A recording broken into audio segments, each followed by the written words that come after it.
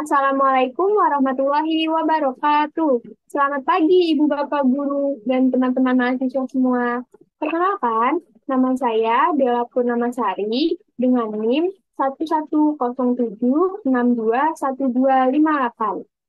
Saya salah satu mahasiswi Universitas Negeri Jakarta, Prodi Pendidikan Guru Sekolah Dasar, Fakultas Ilmu Pendidikan. Baik, di sini saya izin berbagi informasi dan berbagi ilmu mengenai pendekatan STEAM di sekolah dasar. Apa sih itu STEAM? Jadi, di sini Ibu Bapak Guru dan teman-teman mahasiswa semua, jadi STEAM itu adalah Science, Technology, Engineering, Art, and Mathematics. Lalu, sains adalah sebuah ilmu pengetahuan yang mengenai aturan, hukum, teori, konsep yang sudah ditetapkan pada alam. Lalu yang kedua ada teknologi. Teknologi ini yaitu memahami alat yang digunakan untuk mempermudah segala permasalahan yang ada. Lalu tiga, itu ada engineering, yaitu teknik. Jadi siswa itu akan mendesain, mengaplikasikan, lalu mereplikasi, serta merekayasa sebuah karya berupa peralatan, sistem, dan mesin. Lalu yang keempat, ada art. Art di sini adalah seni. Jadi, mengenai seni dalam proses pembelajaran, nantinya siswa dapat melakukan kreativitas dalam seninya untuk melakukan eksplorasi guna memaksimalkan hasil pembelajarannya. Jadi, nanti siswa dapat menggabungkan konsep seni yang ada di pembelajaran. Selanjutnya ada matematik, yang mana matematika ini selalu ada di dalam kehidupan sehari-hari kita ya, Ibu Bapak Guru dan teman-teman mahasiswa semua. Jadi matematik ini mengenai korelasi antara besaran, angka, pola, ruang, dan bentuk yang membutuhkan keterampilan berpikir dan argumen logis yang digunakan secara sistematik dan terstruktur. Lalu, mengapa pendekatan STEAM? Mengapa perlu pendekatan STEAM di pembelajaran sekolah dasar? Gitu. Mungkin dari Ibu Bapak Guru dan teman-teman mahasiswa semua ada yang mengetahui alasannya kenapa perlunya STEAM ini di pembelajaran. Boleh dituliskan pendapatnya atau masukannya di dalam kolom komentar ya. Baik, bagi saya di sini STEAM ini sangat penting diterapkan di proses pembelajaran karena di STEAM ini adalah anak-anak bisa aktif untuk mencari, mengeksplor, bertanya, dan mencari solusi permasalahan yang ada. Jadi di STEAM ini juga berkaitan dengan abad 21, keterampilan abad 21, yaitu 4C, ada kolaborasi, ada komunikasi, lalu ada berpikir kritis, dan kreativitasnya.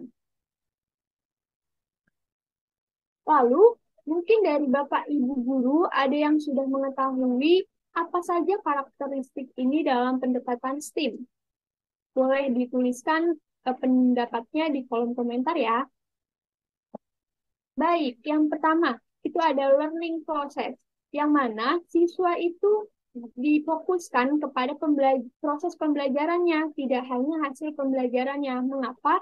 Karena nantinya siswa akan merasakan gimana menghadapi sebuah proses-proses pembelajaran, baik itu ada kesulitan, ada kendala, maupun ada yang mudah untuk diselesaikan, seperti itu. Lalu yang kedua ada hand-on activity, yang mana siswa inilah yang terlibat aktif di dalam proses pembelajaran untuk memecahkan suatu permasalahan yang ada.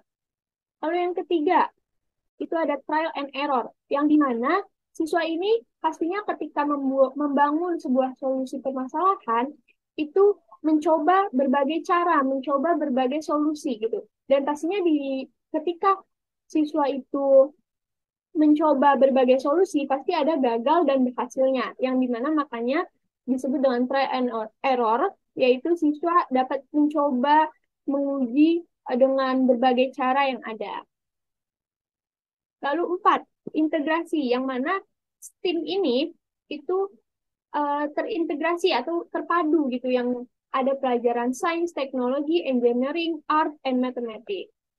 Lalu yang kelima itu ada teknologi sederhana, di mana di STEAM ini menggunakan teknologi sederhana, baik teknologi yang berupa gunting atau tang dan lain sebagainya seperti pesawat sederhana maupun sekarang juga sudah ada menggunakan teknologi modern seperti handphone, laptop, dan lain sebagainya. Lalu Bapak Ibu, apakah tahu contoh model pembelajaran dalam pendekatan STEAM? Jika Ibu Bapak sudah tahu atau dari penjelasan sebelumnya dapat diambil bahwa mode pembelajaran yang dapat digunakan dalam STEAM itu adalah yang pertama, ada Project Based Learning atau PGBL. Ini pastinya siswa membangun sebuah proyek. Gitu. Lalu yang kedua ada Problem Based Learning atau PBL. Dan yang ketiga ada Discovery Learning. Baik Bapak Ibu, langkah-langkah dalam pendekatan STEAM untuk proses pembelajaran di sekolah dasar. Yang pertama adalah perumusan masalah. Yang pertama pastinya guru memberikan sebuah permasalahan yang ada kepada peserta didiknya untuk peserta didiknya menganalisis atau merencanakan solusinya nanti gimana untuk mengatasi permasalahan yang ada tersebut. Lalu nanti peserta didik membuat dan mengembangkan model solusi yang ada yang digunakan. Lalu yang keempat itu ada menggunakan modelnya, yang mana nanti peserta didik ketika sudah membuat, sudah mengembangkan, itu diuji coba dulu Bapak Ibu guru, teman-teman mahasiswa, agar mengetahui apakah model tersebut sudah pantas, sudah cukup untuk menyelesaikan permasalahan yang ada. Lalu yang kelima ada mengevaluasi dan merefleksikan. Nah, di sini siswa dapat mengevaluasi jika produk itu atau model tersebut tidak dapat digunakan untuk memecahkan solusi permasalahan yang ada itu, maka nanti dicoba lagi dengan cara yang lain atau dibuat model atau produk yang lainnya agar cukup untuk mengatasi permasalahan tersebut. Baik Bapak Ibu guru, di sini saya akan memberikan contoh implementasi pendekatan STEAM di sekolah dasar. Saya mengambil dalam pembelajaran IPA yang mengenai bioplastik karena yang sudah kita ketahui bahwa di sini sampah plastik itu masih banyak dan masih menjadi permasalahan di lingkungan Indonesia gitu ya. Jadi kita namakan itu topiknya bioplastik, yaitu membuat gelas ramah lingkungan. Di dalam bidang sainsnya, itu siswa dapat menemukan fakta bahwa limbah plastik tadi ini masih menjadi permasalahan lingkungan. Lalu dihubungkannya dengan konsep bagaimana ya mencegah pencemaran dan pengelolaan limbah plastik tersebut gitu. Dengan salah satunya mungkin ada siswa yang berpendapat gitu ya membuat gelas yang ramah lingkungan, Bu. Seperti gelas terbuat dari tepung rumput laut seperti itu. Lalu inilah teknologi dalam bidang teknologi yaitu menggunakan komputer atau internet sebagai media informasi mengenai pengelolaan limbah.